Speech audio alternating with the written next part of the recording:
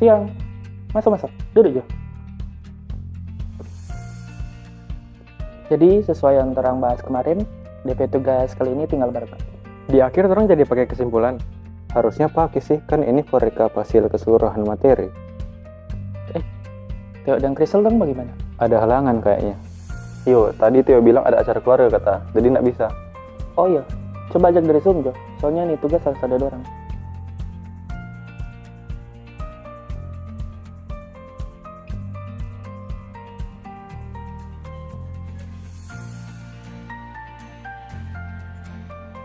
Langsung Jo. Yang pertama ada materi mengelola konflik.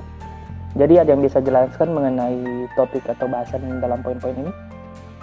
Yang kita tahu, orang harus mendengarkan kedua pihak tanpa memihak. Penting untuk memahami sudut pandang masing-masing. Jadi orang mesti netral dan mengerti semua pihak, Kang? Iya betul.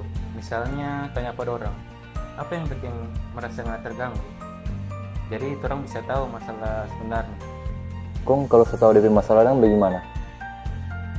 Habis itu orang bisa panggil pada orang buat cari DP solusi sama-sama. Misalnya tanya, apa solusi dari Ngana yang bisa bikin ini situasi menjadi lebih baik buat orang semua? Jadi nggak cari siapa yang salah, tapi lebih fokus ke DP mencari solusi, Kang. Betul. Yang penting deh mau jaga diskusi supaya tetap sopan dan nggak emosional. Misalnya kalau ada yang emosi, orang boleh bilang, ayo orang tenang dulu. Dan coba cari DP solusi sama-sama. Jadi orang harus bisa menjaga suasana tetap konduktif, Bang. Orang juga harus cari solusi yang win-win, mana nggak ada pihak yang merasa tidak diuntungkan. Dan kalau DP konflik sudah selesai, orang mesti pastikan betul-betul bahwa semua setuju dengan DP solusi, supaya nggak ada dendam yang tersisa. Penjelasan yang bagus, Biar. Saatnya orang masuk ke materi yang berikutnya, pendengar yang baik. Adakah yang bisa memberikan penjelasan? Yang kita tahu, untuk menjadi pendengar yang baik itu, kita harus memberi perhatian penuh kepada lawan bicara kita saat berbicara. Jadi kita fokus tanpa menginterupsi. Jadi orang nggak boleh balik lihat HP atau balik lihat tempat lain, Kang. Betul, dan orang juga harus memberikan respon seperti kita sedang mendengarkan lawan bicara kita. Contohnya itu seperti menganggukkan kepala dan memberikan ekspresi yang sesuai dengan apa yang mereka sampaikan. Kemudian kita juga harus peduli dan menghargai apa yang mereka sampaikan. Itu sih yang kita tahu untuk menjadi pendengar yang baik. Oh, tips yang bagus ini. Selanjutnya kita masuk pada materi yang selanjutnya, yaitu tentang teknik memberi umpan yang baik. Kalau teknik umpan balik yang bagus itu adalah sandwich feedback. Yang dimana tuh, orang mulai dengan sesuatu yang positif, lalu orang sampaikan kritik dan saran, dan juga orang akhiri dengan sesuatu yang positif juga. Menarik. Ada DP contoh nggak yang bisa memberikan? Misalnya orang bisa bilang, Ngana sudah bekerja keras, dengan dapat hasil bagus. Cuma Ngana masih boleh meningkatkan sih. Jadi semangat nih. Oh, jadi kasih pujian dulu, baru kritik, baru pujian lagi, Kang, supaya orang tidak terlalu down. Betul, ini membantu agar supaya umpan balik itu dapat diterima dengan baik oleh orang lain, tanpa membuat orang lain tersinggung. Oh ya, tips yang bagus. Selanjutnya terang masuk ke poin berikutnya, yaitu membujuk dan mengatasi masalah. Ngana Juk yang bahas di PC nggak belum kasih pendapat? Cara membujuk yang efektif, Kang. Kalau dari kita, cara membujuk yang efektif itu orang mulai dari orang memahami DP kebutuhan dengan DP kekhawatiran itu orang yang orang bujuk. Misalnya kita panggil orang yang formula susun atau bikin project baru, Kong orang memulai dari orang mau bilang DP manfaat for dia itu apa. Jadi orang mesti kasih tunjung dulu, Kang, apa DP untung for dorang.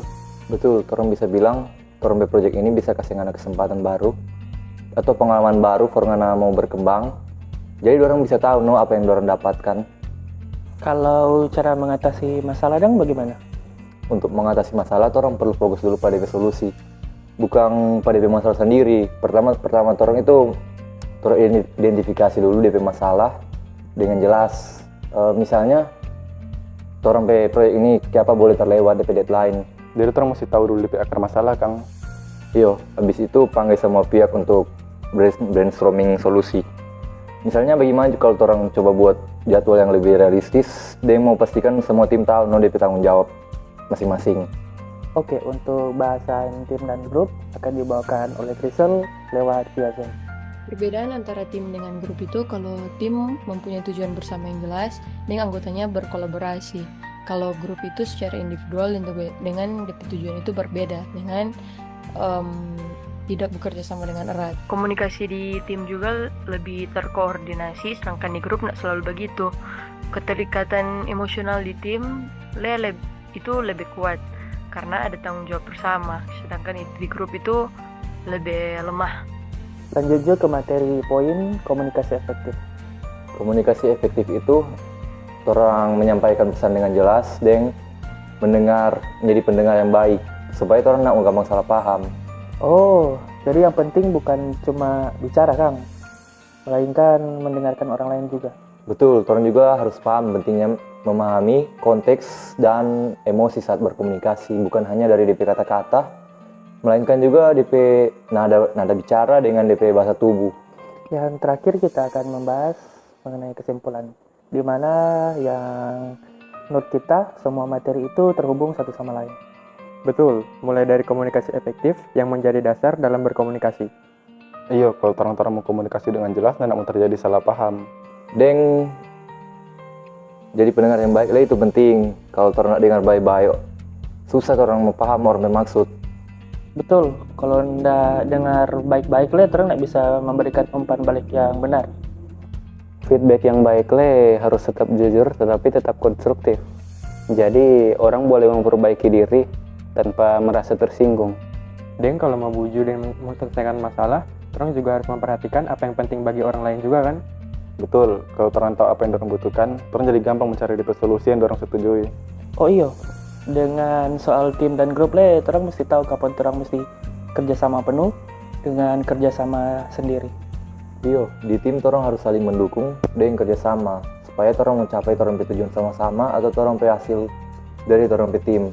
Sedangkan di grup itu orang masih sama masih saling mendukung satu sama lain, mar DP fokus so diri masing-masing atau DP hasil akhir for orang diri masing-masing. Kalau mengelola konflik, orang mesti netral dengan semua pihak dan cari solusi yang bisa diterima semua orang. Iya, DP fokus itu mencari solusi yang menguntungkan semua orang. Jadi DP inti komunikasi yang baik, mendengarkan, memberikan umpan balik, dan kerjasama adalah kunci for menghadapi segala situasi, Kang. Betul sekali, kalau orang bisa terapkan semua itu, orang bisa jadi lebih sukses dalam berinteraksi dengan orang lain. Oke lah, terima kasih semua yang sudah berpartisipasi. Semoga apa yang terang pelajari bisa berguna untuk kedepannya.